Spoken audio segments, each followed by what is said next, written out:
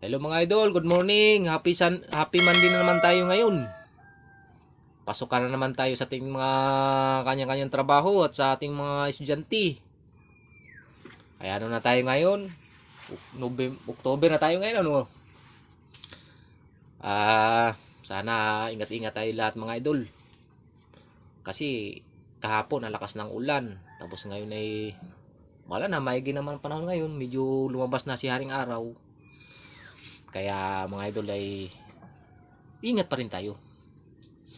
Saka mga idol, mayroon nga pala akong i-share sa inyo na puning pang gamot sa ating mga anak. Halimbawa, simple din natin ano na may biglang tumubo sa ating mga anak na kunwari ano pang sa Bisay daw pang ngayon o kaya sa Tagalog, sa tawag doon sa Tagalog ay ano, tagulabay. Kaya mayroon akong nalalaman na pwede kong i-share sa inyo kung magustuhan nyo yung aking i-share. Kasi maganda ito mga idol. Kaya ako'y concern talaga lalo na sa aking mga mahal kong followers, sa aking mga friends, ay gusto kong walang mangyari talaga sa inyo. Kaya lahat ng aking malalaman na gamot i-share ko sa inyo para safe tayo lahat. Kasi tayo dito sa ating kinalagyan ngayon ay tayo magtutulungan. Kung ano mang nalalaman ko, i-share ko rin sa inyo. At kung ano man ang nalalaman nyo, i-share ninyo sa akin, yun malalaman ko rin. Kasi sa una mga idol, yung aking anak ay may tumubo na daw pang, ay ako'y natatakot. At ngayon ay pina-check up ko kasi hindi ko pa alam ang gamot eh. Pina-check up ko sa aming center. Ayun, na-arestahan siya ng city resin na gamot. Ito mga idol. Oh. Ayos naman. Magaling. Kumupa yung kanyang dawpang. At yun ay ano kasi masama naman sa bata na laging everyday ang kanyang inom na gamot. Kaya nag-share din ako sa YouTube kung ano ang gamot talaga na hindi masama sa bata. Siyempre iniinom itong gamot eh.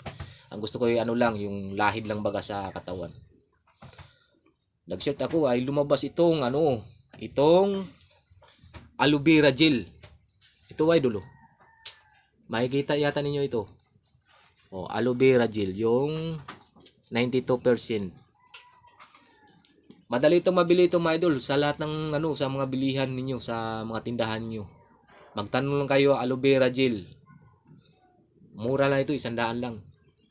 Ito ang pinaka-the best pala ito mga idol kasi nasubukan ko na ito sa aking anak. Nilahid ko na ito. Itong ganito oh, binuksan ko. Ito. Ito ang yung laman niya. Parang gel lang baga yung parang pwede sa buhok. Yan. Pwede nga ito sa buhok. Yan sa mga halimbawa, yan lahid. Pero ang sabi ng iba, pwede daw ito pampatubo daw sa buhok ito. Ito ako nangangalbo na ako mga idol. Oh, yan. Pampatubo daw ito. Pampakinis daw doon sa aloe vera gel eh. Yan. Tapos pang paano sa buhok. At isa pa mga idol, magaling daw ito sa mga sa dawpang. Kaya sinubukan ko. Ito ang nakapagamot sa aking anak. Nakatanggal sa dawpang mga idol. Kaya yun, tinistingan ko, okay nga. Kaya lang pinagbawal pala ito sa sa makain, pero okay nga ito. Bawal pala siya sa mga ma-allergic na pagkain tulad ng malangis. Tulad ng mga idol yung itlog na piniritos.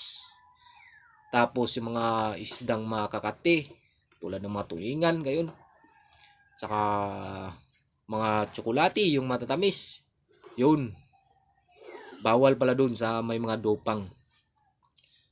Kaya ito mga idol, pag may lumabas, uli ito, aloe vera gel. Kaya subukan na natin yung mga idol. Kung mayroong mang sakali na pero sana naman ay wala. Pero mas magandang ready tayo. May ready tayong igagamot sa ating mga anak. Yung una, pwede nito. Unang resita, ito. Pero huwag nating araw-arawin na painumin itong ating mga anak. Masama yan. Kailangan ano lang, may pang ano lang siya. At itong maganda pang lahid lang sa kanilang mga katawan, yung may lumabas bigla, ilahid lang. Mawawala yan. Basta huwag niyong pakainin na pinagbawal, yung malangis-langis. Okay yan mga idol. Okay yan. At sana matutunan niyo ang aking ano at magustuhan niyo ang aking iba-vlog ngayon sa inyo na aking binigay na tips sa inyo.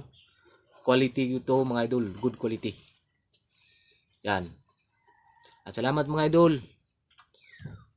Happy Monday. At doble ingat-ingat tayo lahat. God bless you sa inyong lahat. Thank you mga idol.